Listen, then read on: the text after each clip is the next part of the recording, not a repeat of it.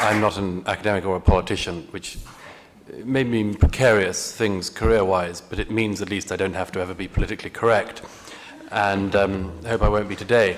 I'm going to take my text from Alice in Wonderland, which is one of the best texts to understand what's happening in Europe at the moment.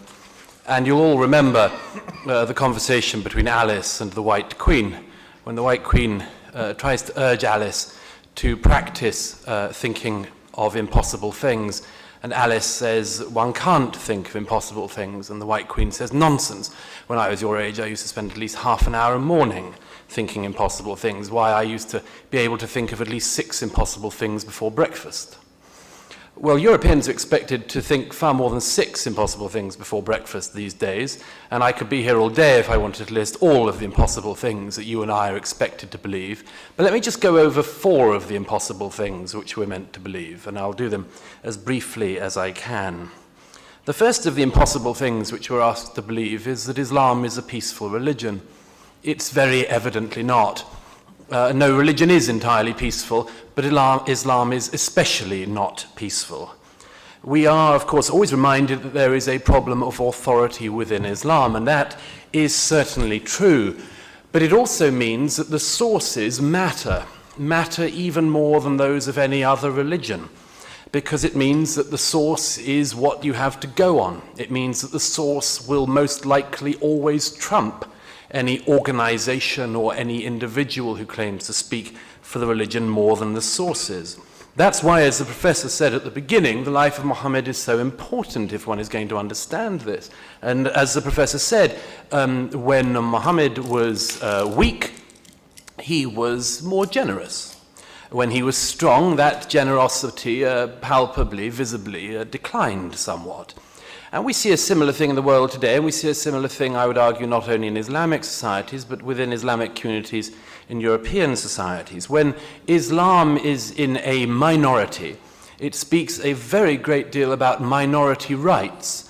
We cannot help noticing that when Islam is in a majority, or at least in a position to rule, those minority rights go out of the window. Minority rights of sexual minorities, the minority rights of religious minorities, and so on.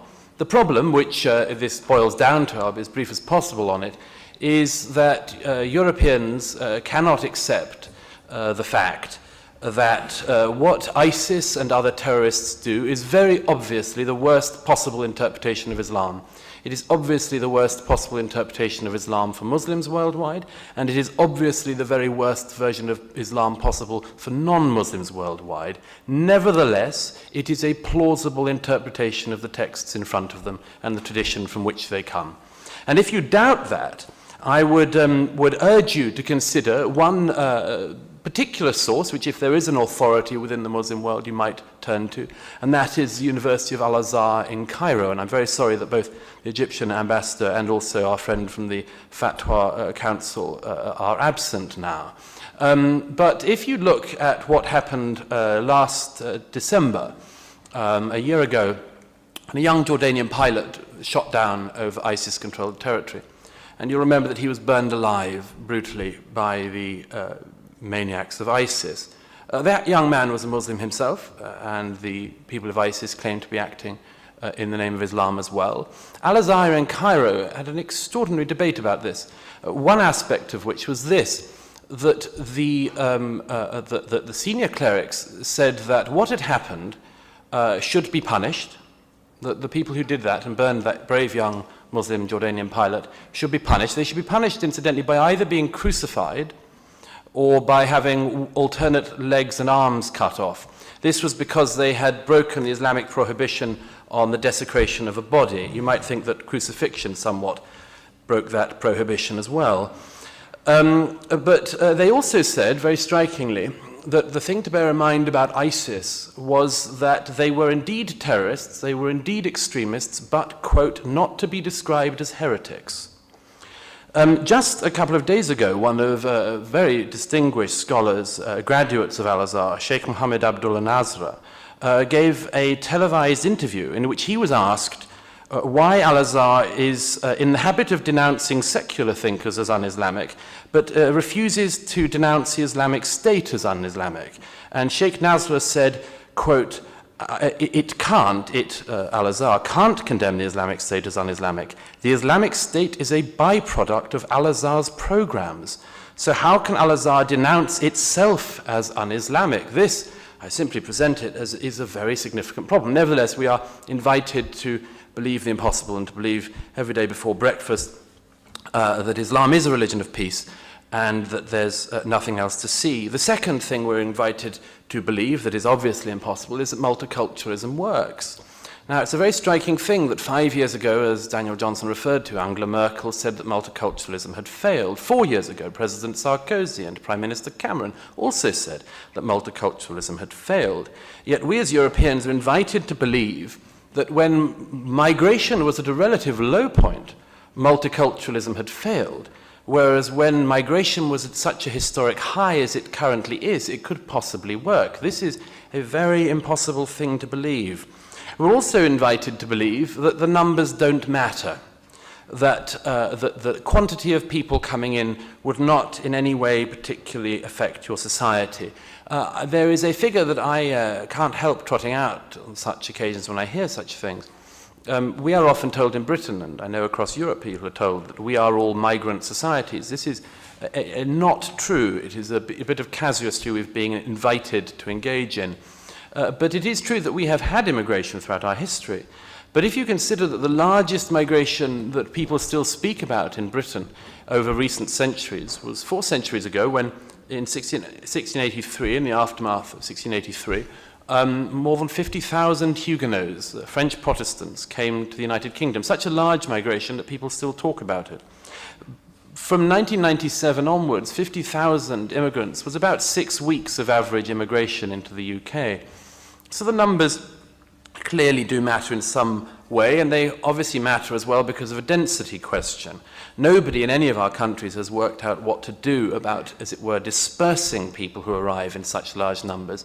And the result, in different ways, in Paris, in Germany, and in England and elsewhere, is you effectively get ghettos. These ghettos have all sorts of negative things to do with them, but one which is not noted enough, I would say, but I would give one figure to you that may be relevant, is the extent to which they can cause radicalization themselves.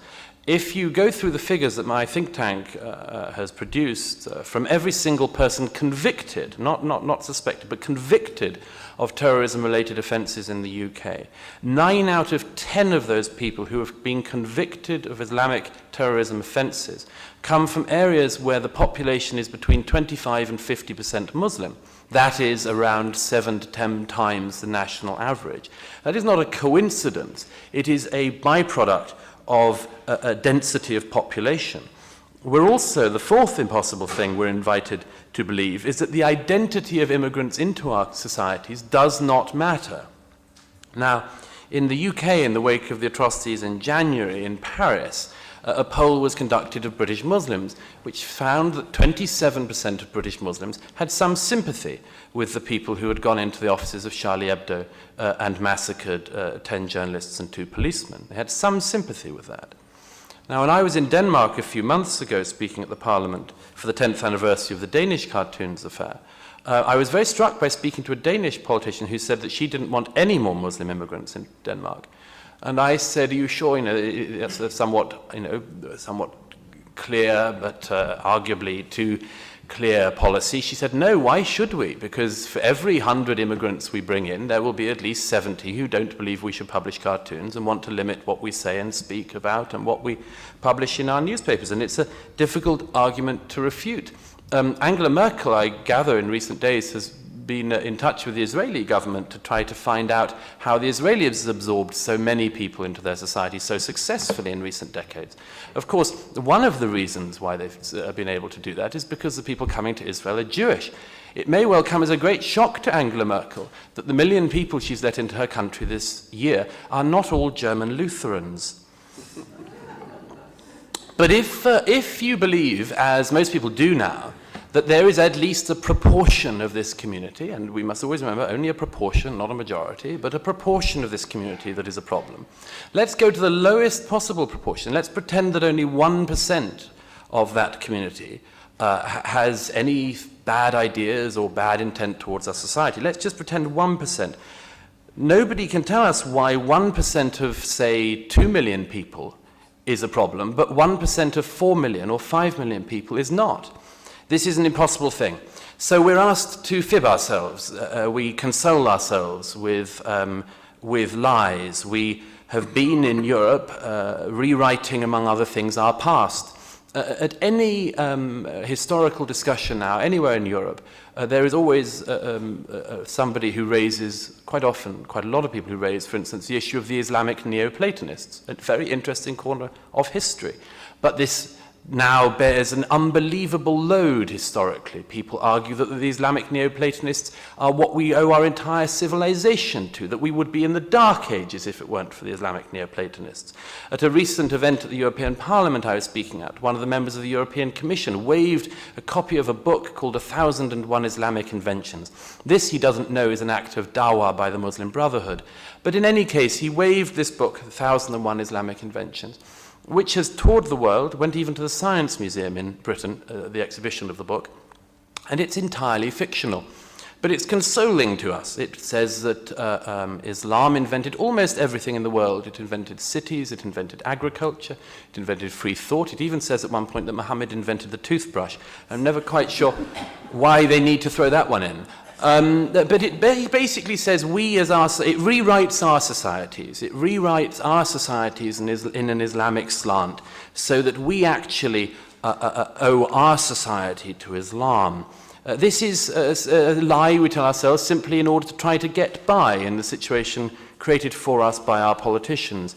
We then also pretend to ourselves that our values are shared by everyone, when anybody who speaks to any arrival from the Middle East will know, anybody in the Middle East will know that clearly many things, as Daniel Johnson again said, that we take for granted in Europe are most certainly not taken for granted by people in the Middle East, or let alone from sub-Saharan Africa, where such a large number of the migrants now come from.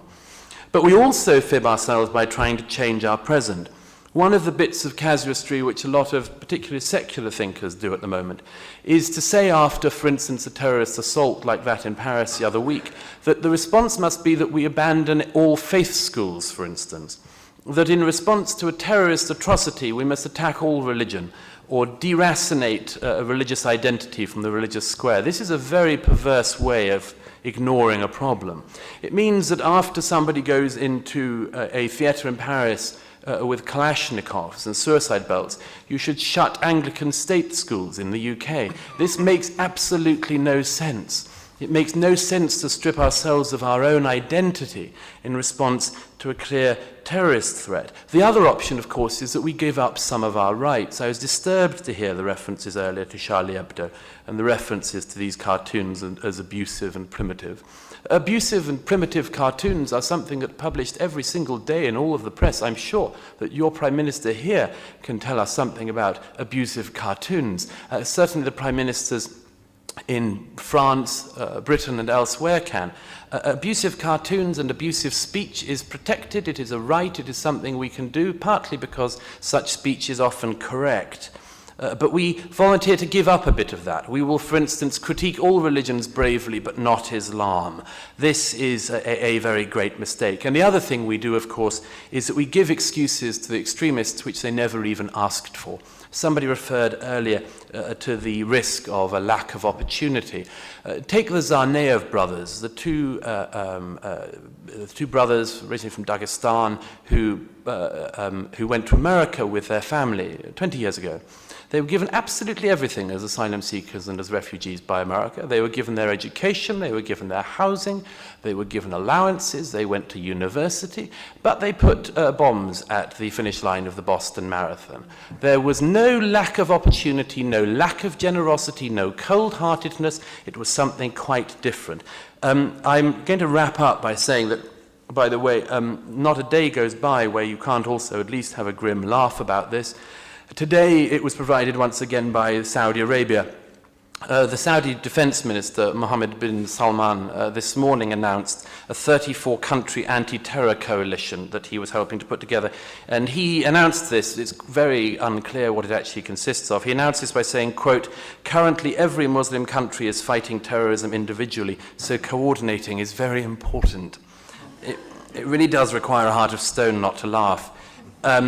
If the Saudi government wants to find the causes of extremism, it can find them in its own house and palaces. It doesn't need to look around the world for them. So what do we do? Very quickly, 5 things. The first is, I think, to acknowledge that mass migration of the scale we've seen in recent years has been a great mistake. It has been a historic mistake, and we are still dealing with the consequences of it. A second thing would be to stop the mass migration. That isn't to say stop all immigration, but to stop the mass migration which is going on at the moment. A third is to acknowledge that the Muslim world is going through a civil war. It's an extremely complex civil war, and it's possible, very likely, it will outlive all of us.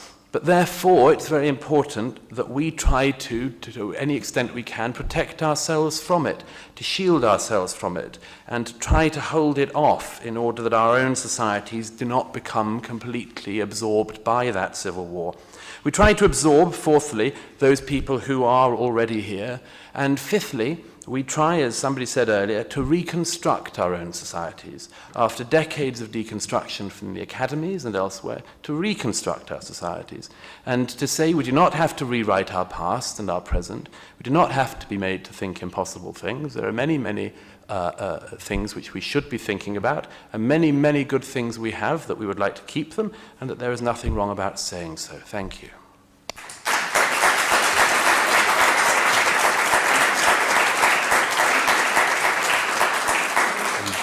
Maybe I could answer that, by the way, by saying something maybe I should have said before. It was an extraordinary thing that Chancellor Merkel had to say the other day about the wave of migrants coming into Germany, where she had to say that Germany didn't want migrants who are anti-Semitic.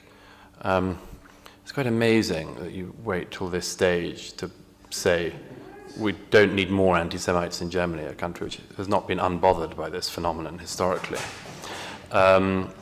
But the interesting thing about this is, by the way, is that even if you, and it comes to your question, even if you take the idea that there is a perfect test which you could do of migrants to make sure that they fitted our liberal square peg, as it were, the question you raise of second and third generation makes this an infinitely more complex one. By the way, the San Bernardino, the woman who was involved in the massacre at San Bernardino 2 weeks ago in California, had gone through 4 checks by Homeland Security, the Department of Homeland Security in the US. When you get held up by border security in the US and you wonder why, that's why. They did 4 checks on this woman and they found nothing about her radicalism, despite the fact she had been writing for years on social media that she wanted to carry out such an attack. So it turns out the Department of Homeland Security doesn't have Google. And that points to a far more profound problem, which is that it may be that Chancellor Merkel can develop the most perfect program imaginable to make sure that not one of the million people going into Germany is an anti-Semite, and that they are all liberal, and that they all believe in democracy and free speech, and they don't mind if somebody cartoons their religion, and they will have no views about violence in defense of their religion. It may be, but it may also be that their children have a different view, and that their children's children have another view.